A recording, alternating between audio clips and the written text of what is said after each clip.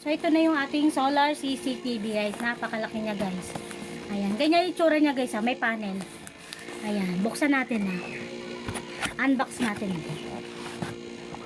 Ayan dito. Bumunga dito. Awa, talagang secure siya guys. Kasi, tingnan nyo naman guys. Oh, naka-bubble wrap talaga. Para wala talagang damage. O, diba? Ang ganda na ito. Tapos ngayon, buksan natin. Ito yung kanyang manual. Yan. May kasama siyang manual guys Medyo wow. O diba ang laki ng solar natin, ang laki ng CCTV, napakaganda.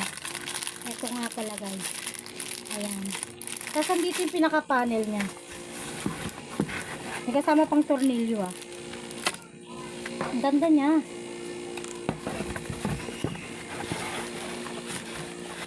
Ito yung pinaka-panel niya guys.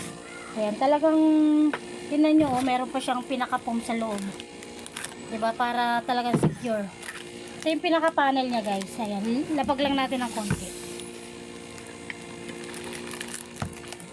Ayan, lalapag ko lang muna para mabuksan natin itong panel.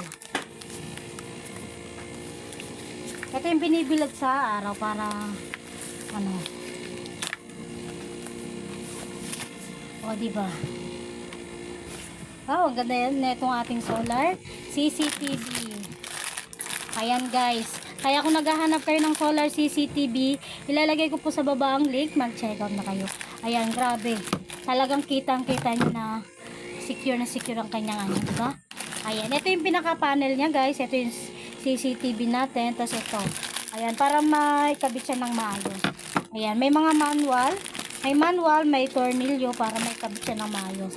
Ayan, napakalaki ng ating solar CCTV. Ayan, kung naghahanap kayo guys, ilalagay ko po sa baba ang link. Check out na.